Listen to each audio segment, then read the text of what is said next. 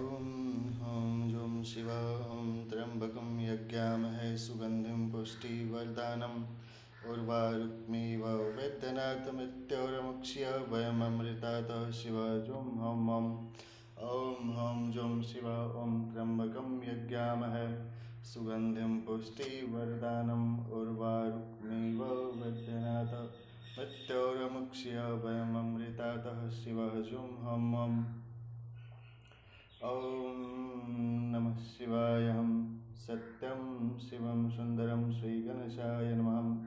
ॐ गणेशाय नमः। ॐ महालक्ष्म्यै नमः। गौरीदेवाय नमः। ॐ गणेशाय नमः। ॐ गौरी नमः। ॐ सूर्याय नमः। ॐ सोमाय नमः। ॐ भौमाय नमः। ॐ बुद्धाय नमः। ॐ गुरुवे नमः। ॐ शुक्राय नमः। ॐ शनैश्चराय नमः। ॐ राहवे नमः। ॐ केतवे नमः। ॐ अगन्यै नमः। ॐ वायुव्यै नमः। ॐ पानी नमः। ॐ जल नमः। ॐ पृथ्वी नमः। ॐ गगन नमः। ॐ आकाश नमः। ॐ पंचतत्व नमः। ॐ प्राणवायु नमः। ॐ भगवान नमः। ॐ भगवती नमः।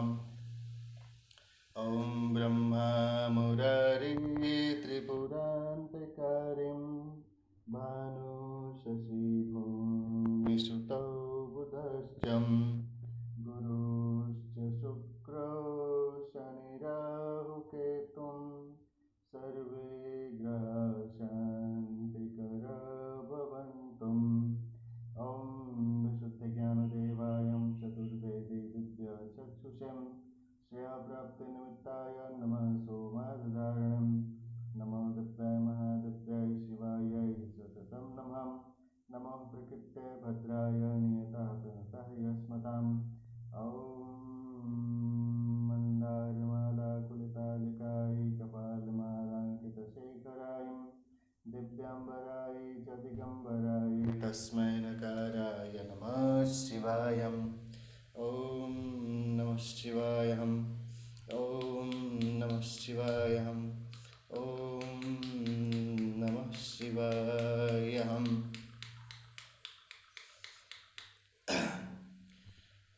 शिवाय नमस्तुभ्यं वरदे ज्ञानरूपिणः विद्यादेहि ज्ञानदेहि शक्तिं देहि महेश्वरम्। ॐ नन्देश्वर प्रमथनाथेश्वराय महेश्वराय नमः। ॐ द्वादश ज्योतिर्लिंगाय नमः। ॐ अष्ट महाशिवाय नमः। ॐ जयंत मंगलकाल भद्रकाल कपालिनः दुर्गक्षमा शिवधात्रं स्वाहा स्वधा नमस्तुते। ॐ जयंत मंगलकाल भद्रकाल कपालिनः दुर्गक्षमा शिवधात्रं स्वाहा स्वधा नमस्तुते। ॐ प्रथमं शैलपुत्रं द्वितीयं ब्रह्मचारिं तृतीयं चन्द्रघण्टकुष्माण्डचतुर्थकं पंचमं स्कन्दपिताखष्टं कात्यायनं सप्तमं कालरात्रं महागौरचाष्टमं नवमं सिद्धिदात्रः नवशिवप्रकीर्तितः। ॐ कैलासेश्वराय नमः। ॐ केदारनाथेश्वराय नमः। ॐ नीलकंठ महादेवाय नमः। ॐ सोमनाथ माहेश्वराय नमः। ॐ उज्जैन महाकाल देवाय नमः। ॐ अयोध्याधीश सौम्य शिवाय नमः। शांत शिवाय नमः। ॐ काशीपुरी विश्वनाथ देवाय नमः। ॐ बाबा बैद्यनाथ धाम स्थितं बाबा बैद्यनाथेश्वराय नमः। ॐ रामेश्वराय नमः। ॐ सकल भक्त पूज्यं यथोष्टं मंदिर स्थितं सर्वेषु शिवेषु नमस्तुते। ॐ नमः शिवाय। तो भक्तों और जिज्ञासुओं, मैं चंदन कुमार मिश्रा आप लोगों के साथ अपने YouTube कक्षा चैनल ID @चंदनमय विद्या पर आगे की शिव पुराण की कथा आपके साथ कहता हूँ। भक्ति से बोलिए शिव भगवान की जय। भक्ति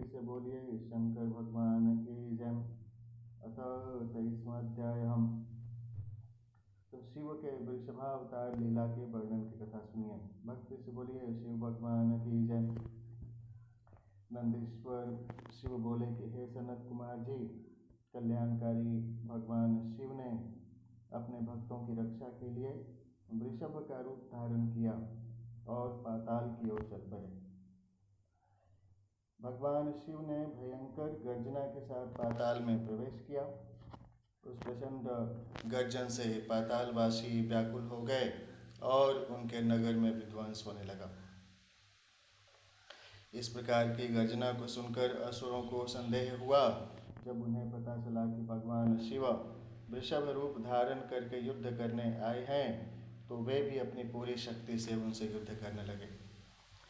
असुर सेना ने शिव जी पर आक्रमण कर दिया। शिव जी हाथों में धनुष बाण उठाए उनका ही इंतजार कर रहे थे। उन्होंने अपने बाणों की वर्षा आरंभ कर दी और अनेक दैत्यों को मार डाला।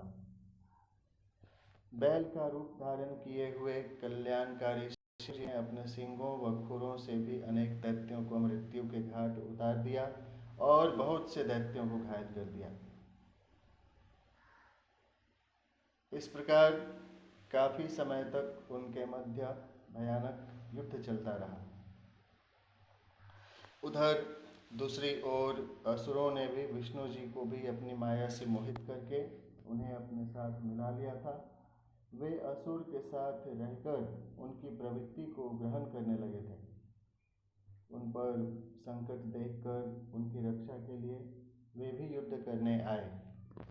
उन्होंने वृषभ रूप धारण किए अपने आराध्य शिव जी को नहीं पहचाना और उनसे युद्ध करने लगे।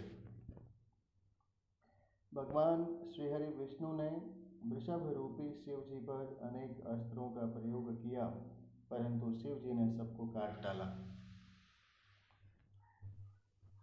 फिर शिव जी ने माया के बंधन से विष्णु जी को आज़ाद किया, तो वे तुरंत शिव जी को पहचान गए और उनसे क्षमा याचना करने लगे।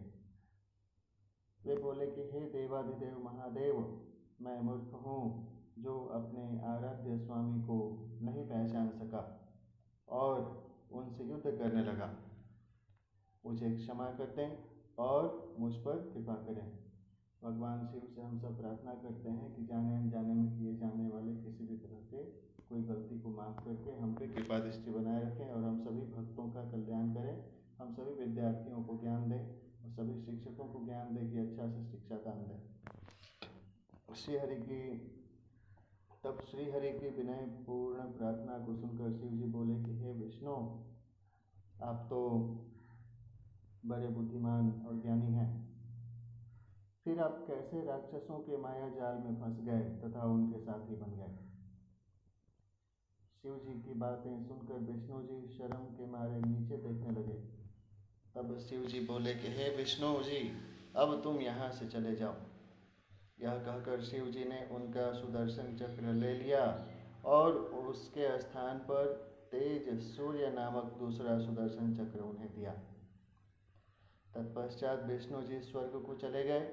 उनका मोह दूर हो गया था। शिव जी भी दैत्यों को उनके करने का फल देकर वहाँ से अंतर्ध्यान हो गए। भक्ति से बोलिए शिव शंकर भगवान की जय। अब 24वें अध्याय की कथा सुनिए। पिप्पलाद के चरित्र की कथा है। भक्ति से बोलिए शंकर भगवान की जय।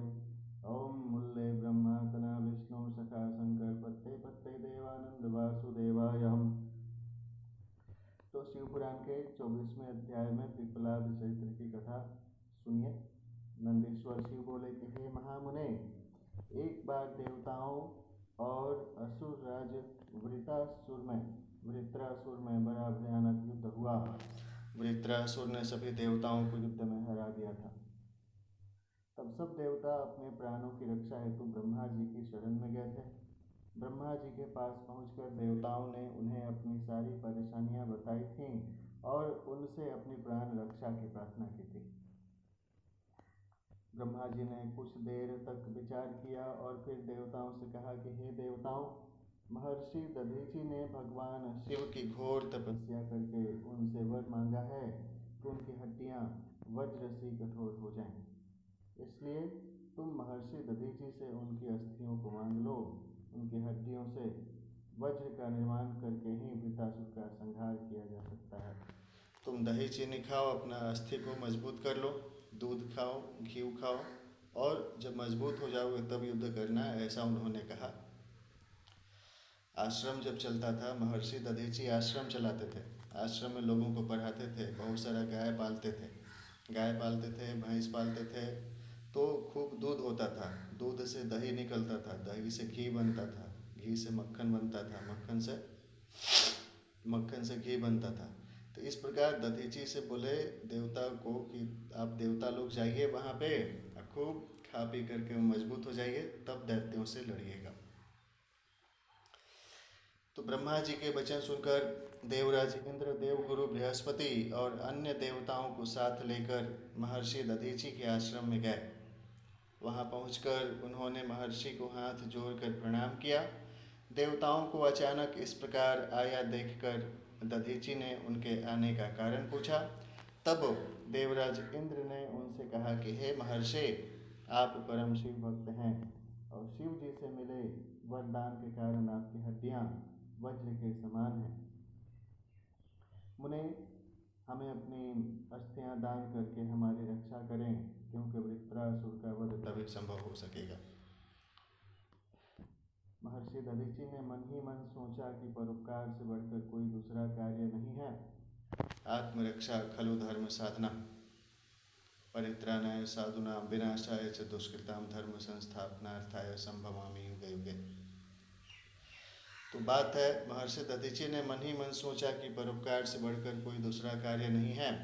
तब देवताओं का कार्य सिद्ध करने हेतु उन्होंने भगवान शिव का स्मरण करते हुए अपने शरीर को त्याग दिया। देवता उन पर पुष्प वर्षा करने लगे।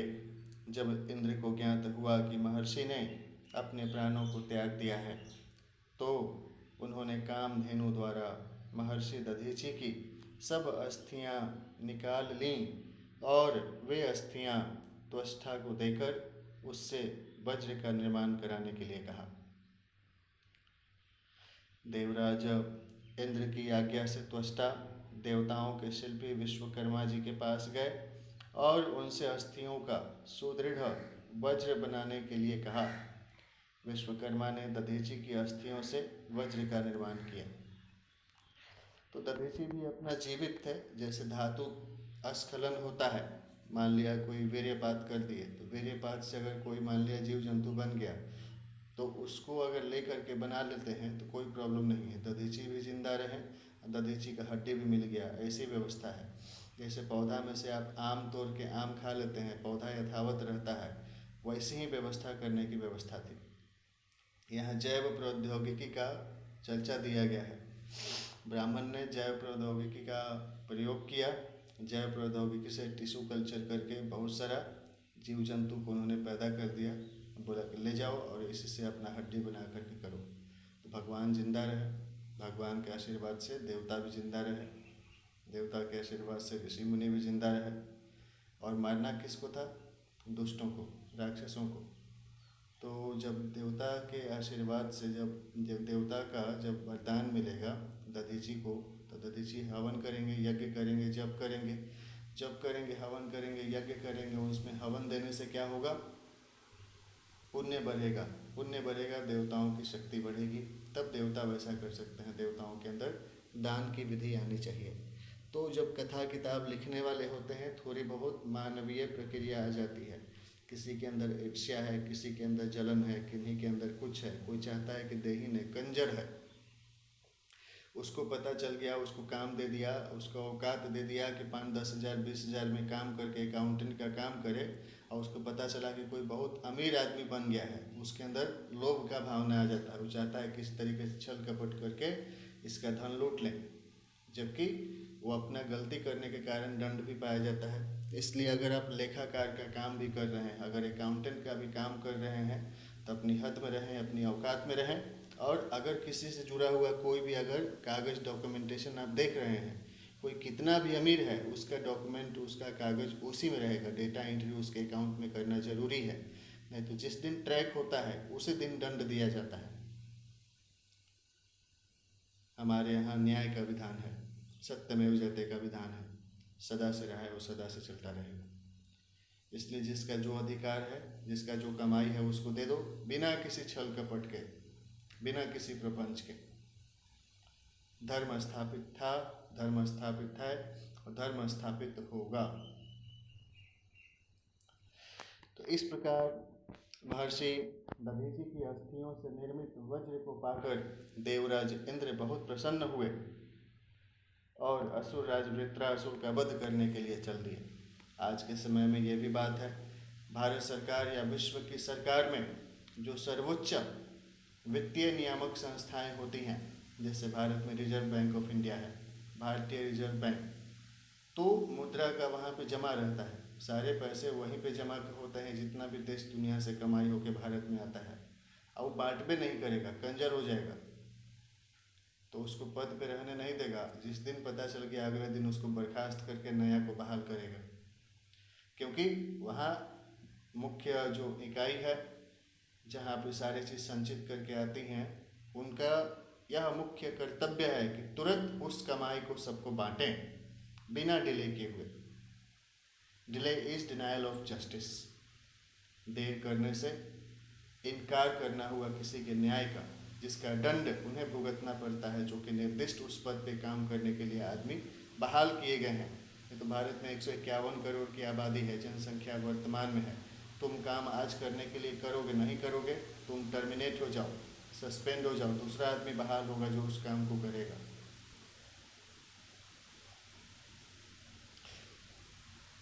तो धर्म की व्यवस्था बनी रहती है, लोगों को उनका अधिकार मिलता है। इस प्रकार महर्षि दधीचि की अस्थियों से निर्मित वज्र को पाकर देवराज इंद्र बहुत प्रसन्न हुए और असुर राज वृत्रासुर का वध करने के लिए चल दिए।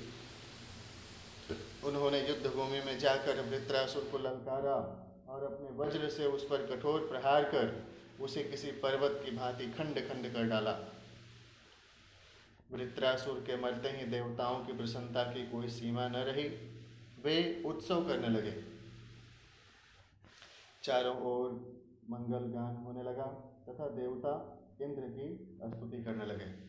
ओम मंगलम भगवान विष्णु मंगलम गरुड़ध्वज मंगलम पुण्यकाक्ष मंगलाय तनो हरिः। ओम हरिः ओम मः स्वस्ति न इंद्रो बृहस्रवां स्वस्ति न पूषा विश्ववेदाः स्वस्ति नस्ताक्षर्यो अरिष्टनेमिं स्वस्ति नो बृहस्पतिर्दधातु।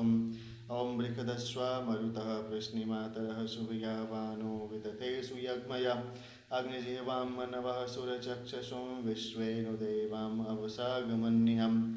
ओम भद्रं कर्णेभिः शृणुयाम देवां भद्रं पश्य स्थिरैरङ्गैस्तुष्टुवां जरसन्तनुनामम्।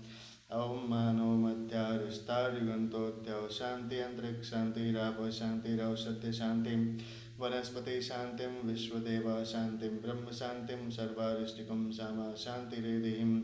ओम शान्ति शान्ति शान्तिः। ओम गणनन्त्वा गणपति गंगवामहे प्रियन्त्वा प्रियपति गंगवामहे निधिनन्त्वा निधिपति गंगवामहे वसो मम आं जानामि गर्भदं महत्त्वं जासि गर्भदशनियसि हरि ओं मां। ओम नमः शिवाय। हमारा भी कल्याण हो, तुम्हारा भी कल्याण हो, हमारा भी मंगल हो, तुम्हारा भी मंगल हो, इस प्रकार की व्यवस्था की बात होती है। उधर दूसरी ओर जब महर्षि दधीचि की पत्नी सुवर्चा घर के सारे काम पूरे करके बाहर आईं तो अपने पति को न देखकर सशंकित हो उठी। देवता भी वहाँ नहीं थे। उसे निश्चय हो गया कि उसके पति के साथ देवताओं ने छल किया है। सुवर्चा ने देवताओं को कोसते हुए पशु बनने का शाप दे दिया।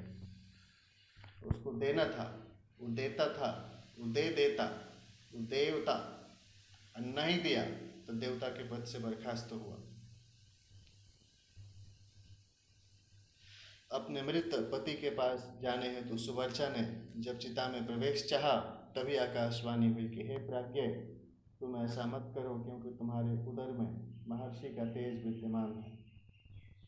शास्त्र कहते हैं कि गर्भवती स्त्री को सती नहीं होनी चाहिए। सती प्रथा का भी विरोध है।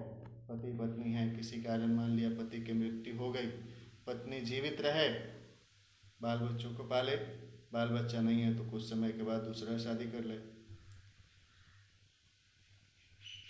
आकाशवाणी सुनकर सुवर्चा आश्चर्यचकित हो गई। उसने वहीं पड़ा हुआ एक पत्थर उठा लिया, जिससे अपना गर्भ विदीर्ण कर दिया। उसके गर्भ से एक महादिव्य शरीर वाला परम कांतिवान बालक उत्पन्न हुआ। वह भगवान शिव का ही रूप था।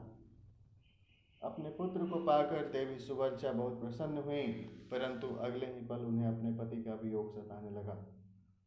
सुवर्चा ने अपने पुत्र को चूमा और अगले ही पल उसे पीपल वृक्ष के मूल में लिटा दिया और बोली कि हे पुत्र, तुम इस वृक्ष के पास निवास करो और सभी मनुष्यों के साथ प्रेम का व्यवहार करो। यह कहकर सुवर्चा समाधि लेकर अपने पति के पास चली गई। तो ऋषि हैं, ऋषि पत्नी है, भगवान शिव का मंत्र है। महामृत्युंजय मंत्र को जप करके जब भगवान शिव भेजे दधीची के पास, तो भगवान शिव अगले पल में मंत्र मान करके दधीची को जीवित कर दिए होंगे। यही विधान है। ओम हम जुम शिवम त्र्यंबकम यज्ञामहे सुगंधिम पुष्टिवर्धनम उर्वारुक्मीव बद्धनाथ मृत्योर्मुक्ष्य वयम अमृताद शिव जुम हम ओम नमः शिवाय हम। अगली बात है, हमारे देश में आदिकाल से जो सभ्यता संस्कृति का प्रचार प्रसार होता रहा है। भारतीय सभ्यता और संस्कृति बहुत समय तक, कई सौ वर्ष तक गुलामी की दास्ता के बंधन में जकड़ी रही है। हम देखते हैं पहले आदिकाल से नंद वंश है, मौर्य वंश है, गुप्त वंश है और भी सारे वंश बने। उसके बाद आगे शासन चला तो गुलाम वंश का शासन आया। भारत में मुगलों का आक्रमण हुआ। मुगलों के आक्रमण के बाद कई सौ साल तो सिर्फ मुस्लिमों का साम्राज्य भारत में रहा है। इन साल में बहुत सारे धर्म ग्रंथों की तोड़ मरोड़ की गई है, जिनमें संशोधन की आवश्यकता है। कोई पूजा पाठ धार्मिक कर्मकांड कर रहा है, उसी को दुख हो गया, उसी को कष्ट हो गया। ये कैसा बात है? ये तो एक आदमी भगवान से बड़ा मोह लगा के कर रहा है कि हमको भगवान की कृपा से पूजा पाठ कर रहे हैं, फल मिलेगा, दान मिलेगा। भगवान नहीं देंगे, मंदिर देगा। भगवान का नाम से मंदिर में जमा किया गया है, मंदिर देगा। सरकार का काम है, सभ्यता संस्कृति का प्रचार हो रहा है, सरकार देगी, भक्त देंगे। तो लोग क्या है, बीच में विरोध करने वाले दुश्मन लग जाते हैं। सावधान, नहीं तो दंड के व्यवहार है। भारत में कई सौ साल मुस्लिमों का साम्राज्य रहा और धार्मिक जो व्यवस्था रही, धर्म ग्रंथ रहे हैं, हिंदू के धर्म ग्रंथ, इनके साथ भी शोषण किया गया है, जिनमें संशोधन की आवश्यकता है। और ऐसी व्यवस्था करने की बात है जो कि धर्म के आधार पर चलते हैं, जो न्याय का पालन करते हैं, जो नैतिकता का पालन करते हैं। धर्म ग्रंथ को पढ़ने के समय उनके मन में ऐसा व्यवहार, ऐसा मन में विश्वास हो कि तुम्हें तुम्हारे धार्मिक कार्य करने के लिए, नैतिक कार्य करने के लिए तुम्हारे धर्म, अर्थ, काम, मोक्ष की सारी चीज़ें तुमको दी जाएंगी और इसमें जो अनावश्यक गतिरोध करेंगे उन्हें दंडित किया जाएगा। याद रखना, क्षमा सोबती उस भुजंग को जिसके पास गरल हो, उसको क्या जो दंतहीन विषहीन विनित सरल हो। मजबूत जो आदमी है वो कह दे रहा है, माफ कर दे रहे हैं, चल जाओ, सुधर जाओ, सीख जाओ बार बार, नहीं तो फिर दंड की व्यवस्था होती। सही राह पे आ जाओ, किसी को नीचा नहीं दिखाने की कोशिश करो, सभी का सम्मान करो। नहीं तो जब दंड की छड़ी एक बार चलनी शुरू हो जाती है तो इतिहास साक्षी है क्या होता है।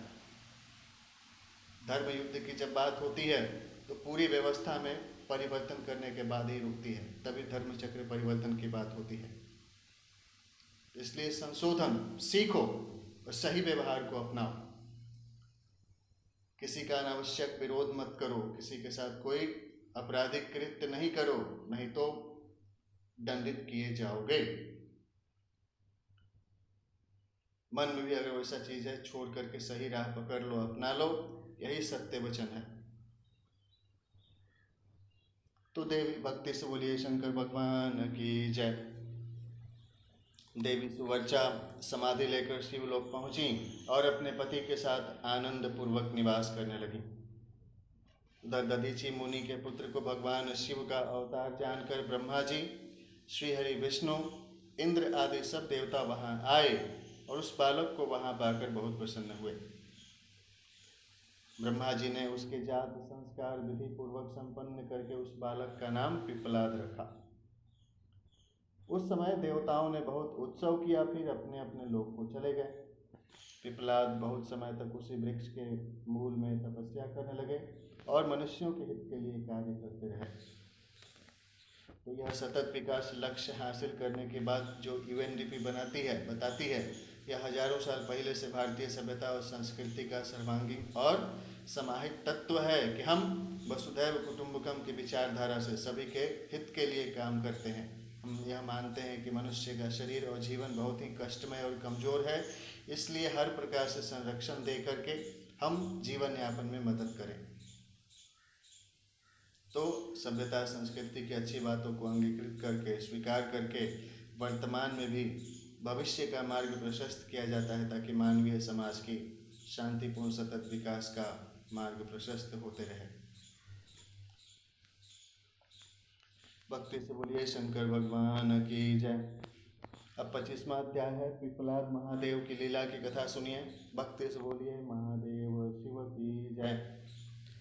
नंदीश्वर शिव बोले कि हे सनत कुमार जी, एक दिन दधीची पुत्र ऋषि पिपलाद पुष्पभद्र नामक नदी में स्नान कर रहे थे।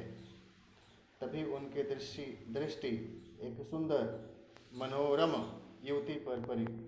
मतलब खूब सुंदर थी, मनोहर, देखने में उसको मन एकदम भा गया कि इतना सुंदर तो हम महिला को देखबे नहीं किए। भाव विचार व्यवहार अदा पे वो मोहित हो गया।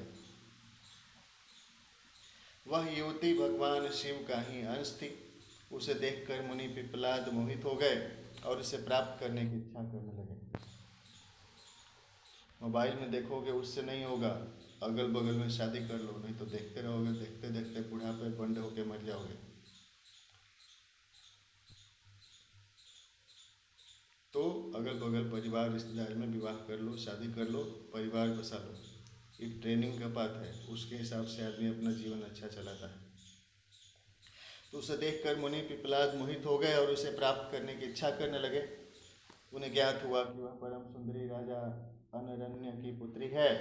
यह जानकर मुनि पिपलाद राजा अनरण्य के घर पधारे और उनसे उनकी पुत्री का हाथ मांगा।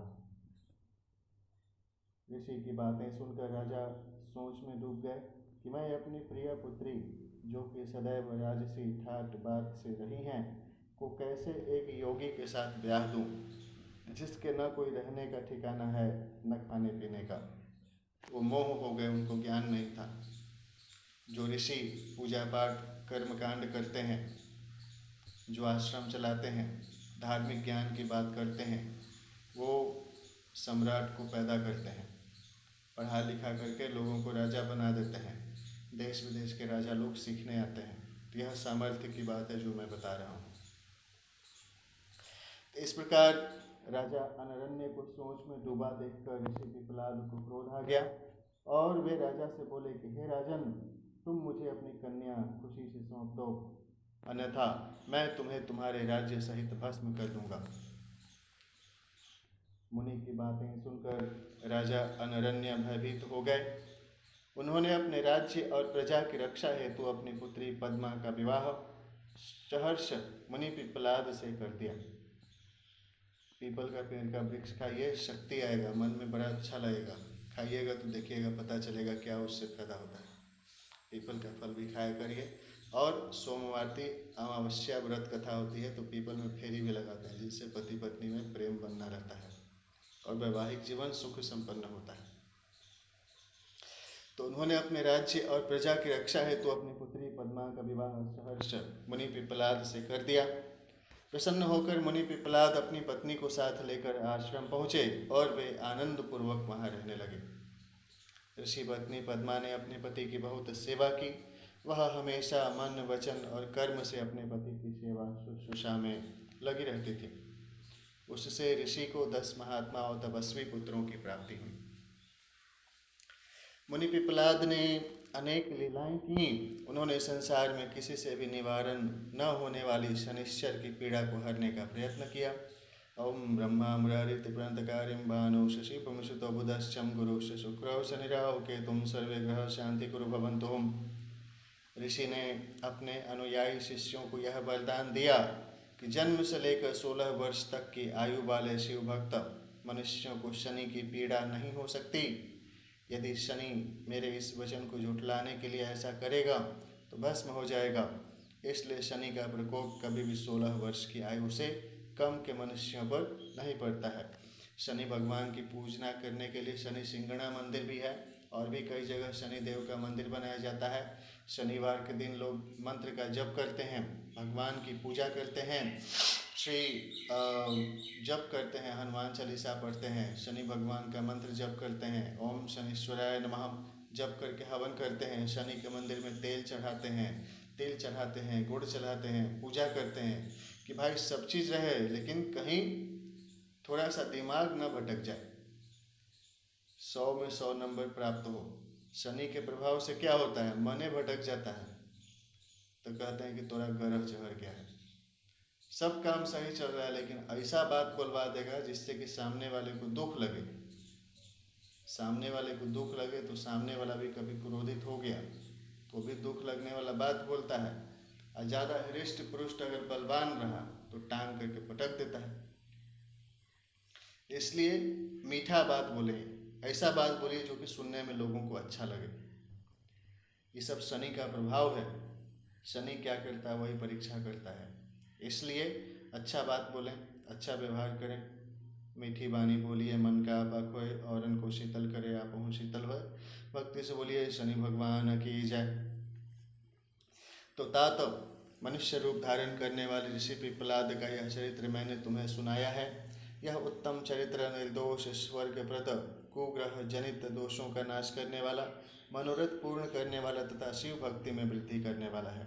भक्ति से बोलिए शिव भगवान की जय। अब 26वें अध्याय में वैश्यनाथ अवतार के वर्णन की कथा सुनिए। भक्ति से बोलिए विश्वनाथ भगवान शिव की जय। नंदीश्वर शिव बोले कि हे मुनीश्वर, पूर्व समय में नंदी नामक गांव में महानंदा नाम की एक वैश्या रहती थी। समस्त ऐश्वर्यों से संपन्न होने पर भी वह भगवान शिव की परम भक्त थीं। ओम नमः शिवाय। वह नित्य भगवान शिव पार्वती का पूजन करती। अब भर पेट खाना खा रहे हैं, पेट भर गया तो क्या बोलिएगा, नहीं उसमें अब नहीं समाओ, पेट भर गया है कि नहीं। तो हर व्यक्ति का अपना अपना व्यक्तित्व है, उस व्यक्ति की अपनी विशेषता है। एक समय के बाद भक्ति मन में आ जाता है, मन अघा गया, तब से भगवान का नाम जप रही थी और वह भगवान शिव की परम भक्त थी। वह नित्य भगवान शिव पार्वती का पूजन करती थी। ओम सर्वमंगल मांगल्ये शिवे सर्वार्थ साधिके शरण्ये त्र्यंबके गौरी नारायण नमस्तुते। ओम रति कामदेवाय नमः। महानंदा शिव भक्ति रस में इतनी डूब जाती कि घंटों घंटों तक भक्ति भाव में उनके भजनों को गाती रहती। इस भक्ति भाव में जब वह भजन गाती तो उसका मुर्गा और बंदर भी नाच नाच कर साथ देते थे। एक दिन भगवान शिव ने महानंदा की परीक्षा लेने के लिए एक वैश्य का रूप धारण किया और उसके दरवाजे पर पहुंच गए। उनके हाथों में एक सुंदर रत्न जड़ित कंगन था। उस वैश्य का कंगन महानंदा को भा गया, वह उसे पाना चाहती थी। वैश्य रूपी भगवान शिव ने उसके मन की बात जान ली और बोली कि हे देवी, यदि आपको यह कंकण पसंद है तो इसका मूल्य चुका कर इसे आप रख लें। उस वैश्य की बात सुनकर महानंदा ने विनम्रता से मुस्कुराते हुए कहा कि मैं तो एक वैश्या हूँ, व्याभिचार ही मेरे कुल का धर्म है। वो शारीरिक सेवा करती थी, इसके अतिरिक्त मेरे पास कुछ भी नहीं है। यदि आप मुझे यह कंकन देंगे तो मैं 3 दिन तक आपकी पत्नी बनकर आपके साथ निवास करूंगी। तो उन्होंने अपना फीस बता दिया, शुल्क भर के उसके बाद अपना एंजॉय किए, फिर अपना चले गए। देवी महानंदा के प्रस्ताव को सुनकर वह वैश्य तैयार हो गया और कहने लगा कि सूर्य और चंद्रमा इस बात के प्रमाण हैं। अब तुम मेरे हृदय पर हाथ रखकर 3 बार यह कहो कि तुम 3 दिन तक मेरे साथ मेरी पत्नी बनकर रहोगी। महानंदा ने वैश्य के कहे अनुसार वचनों को दोहरा दिया। तत्पश्चात वैश्य ने वह सुंदर रत्न जड़ित कंकण महानंदा के हाथ में दिया और बोला कि हे कांते, भगवान शिव का यह रत्न जड़ित शिवलिंग मुझे अपने प्राणों से भी प्यारा है, इसलिए तुम इसकी सदैव रक्षा करना। महानंदा ने वैश्य द्वारा दिया गया वह शिवलिंग अपने माथे पर लगाया और हर हाल में उसकी रक्षा करने का आश्वासन वैश्य को दिया तथा ले जाकर अपने नाटक मंडप में रख दिया। भारत में या दुनिया में जब तक लोगों को जीवन यापन के लिए निःशुल्क खाद्य सुरक्षा नहीं दिया जाएगा कि लोग भरपेट खाना खाएं, तो काम करना मेहनत का रहता है। जितना भी काम करिए शारीरिक मेहनत का काम है। सुबह उठ के खाना बनाना है, झाड़ू पोछा लगाना है, बर्तन धोना है, खाना बनाने में भी रिस्क है। चूल्हा देखिए, गाय को पालिए, गाय पालने में भी रिस्क है, गाय को खाना खिलाने में रिस्क है, गोबर ठोक के गोईठा बनाने में भी रिस्क है, गोईठा ले आने में भी रिस्क है, सब्जी काटने में भी रिस्क है, सब्जी उपजाने में भी रिस्क है और टेंशन है। और बड़ा मेहनत का काम है। बोझा ढोना भी मेहनत का काम है। तो हर काम क्या है, बड़ा मेहनत का है। कुछ लोग पढ़े लिखे हैं, कुछ लोग नहीं भी पढ़े लिखे हैं। तो पुरुष लोग क्या किए, बहुत सारा ऐसा है जो पढ़ लिख करके अच्छा काम करते हैं, खूब पैसा कमाते हैं, मेहनत का काम करते हैं। और कुछ महिलाएं जो भाई थोड़ा मजबूत हो जाती हैं, शरीर से मजबूर हो जाती हैं, जिनको एकदम शरीर जवाब दे देता है कि अब मेहनत का काम नहीं होगा। तो किसी तरीके से पेट भरने की व्यवस्था जब तक उनको नहीं किया जाएगा, तो क्या है, यह महिलाओं को भगवान का दिया हुआ वरदान है कि कोई देखी करके थोड़ा सा मोहित हो जाता है, आकर्षित हो जाता है। एक नहीं, बहुत सारे लोग। तो उसमें महिला लोग अपना अपना जीवन रक्षा करने के लिए, पेट पालने के लिए, पेट भरने के लिए अगर कुछ वैसा अगर करती भी हैं, मान लिया वैश्यावृत्ति भी करती हैं, तो उनको सुरक्षा दिया जाता है। हम पुलिस प्रशासन, आर्मी सब लोग मिलकर रक्षा करती है कि वो लोग भी अपना अच्छा से जिएं, खुशी आनंद के साथ अपना जीवन यापन करते रहें और दुनिया समाज की सेवा करते रहें।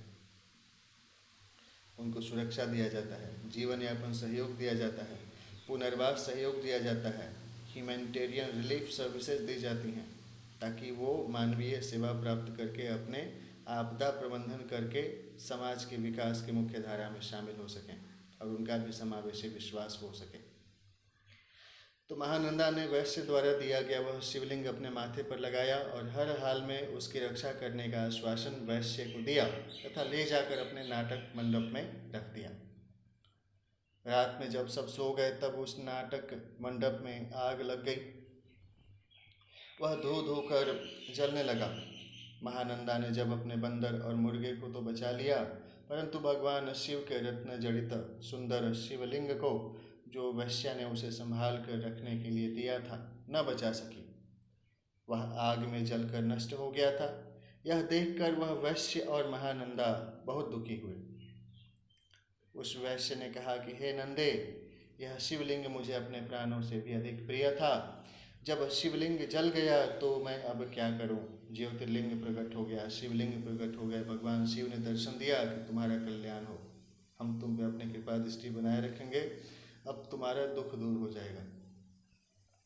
महानंदा के बहुत समझाने पर भी वैश्य नहीं माना और उसने अपने शरीर को अग्नि की भेंट कर दिया। यह देखकर महानंदा को बहुत दुख हुआ कि मेरी असावधानी के कारण उस वैश्य के प्राण चले गए। 3 तरह के आग होती हैं, दावानल, बड़वानल और जठरानल। एक वन की आग है, एक समुद्र की आग है और एक पेट की आग है। भूख लगता है तो पेट भरना चाहिए, इसलिए ऐसी व्यवस्था थी उस वक्त की। उसने अपना, हर व्यक्ति अपना अपना हिसाब से अपना मैनेजमेंट कर लेता है, प्रबंधन कर लेता है कि ये करेंगे तो हमारा जीवन चल जाएगा, अच्छा से पेट भर जाएगा।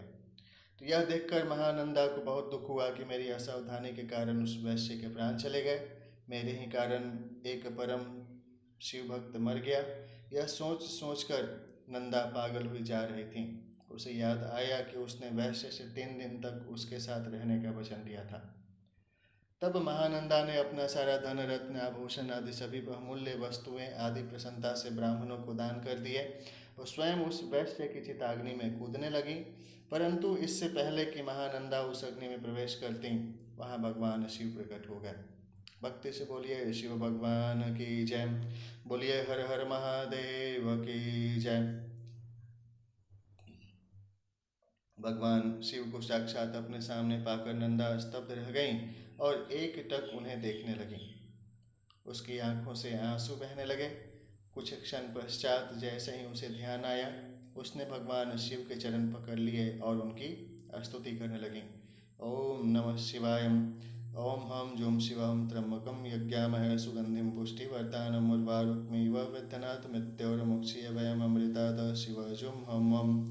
ओम विशुद्धिज्ञानदेवायं चतुर्वेदीं दिव्यचक्षुषे श्रियप्राप्तिनिमित्ताय नमः सोमादधारणं यशः प्राप्तिनिमित्ताय नमः सोमादधारणं वरदानप्राप्तिनिमित्ताय नमः सोमादधारणं ओम नमः शिवाय सोमपूर्णधारणं नमः शिवाय नमः।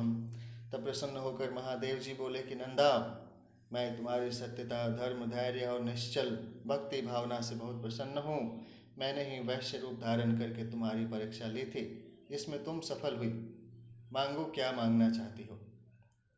तब महानंदा देवी बोली कि भगवान, मैं और मेरे सभी साथी आपके दर्शनों से ही धन्य हो गए हैं, इससे अधिक हमें कुछ नहीं चाहिए। हाँ, यदि फिर भी आप देना चाहते हैं तो अपने चरणों में थोड़ा सा स्थान दे दीजिए। यह सुनकर शिव जी ने प्रसन्नतापूर्वक महानंदा को शिवलोक भेज दिया। भक्ति से बोलिए शिव भगवान की जय। ओम कर्पूर गौरम करुणावतारम संसार सारम भुजगेन्द्रहारम सदा वसंतं हृदयारविंदें भावं भवानीं सहितं नमामि। त्वमेव माता च पिता त्वमेव बन्धुः च सखा त्वमेव विद्या द्रविणं त्वमेव सर्वं मम देवदेवम्। असतो मा सद्गम्यं तमसो मा ज्योतिर्गम्यं मृत्योर्मामृतं गम्यम्। ओम नमः शिवाय। बोलिए हर हर महादेव की जय। गुरुर्ब्रह्मा गुरुर्विष्णु गुरुर्देवो महेश्वरं गुरुर् साक्षात् परं ब्रह्म तस्मै श्री गुरुवे नमः। ओम नमः शिवाय। शिव आज भी गुरु हैं। शिव गुरु को मान करके लोग अपना भक्त भजन भी करते हैं, शिव गुरु की चर्चा भी करते हैं। सभी को भगवान शिव का आशीर्वाद मिले, ऐसी शुभकामना है। हम अगले एपिसोड में आपके साथ 27वें अध्याय की कथा द्विजेश्वर शिव लिंग अवतार की कथा कहेंगे। भक्ति से बोलिए शिव भगवान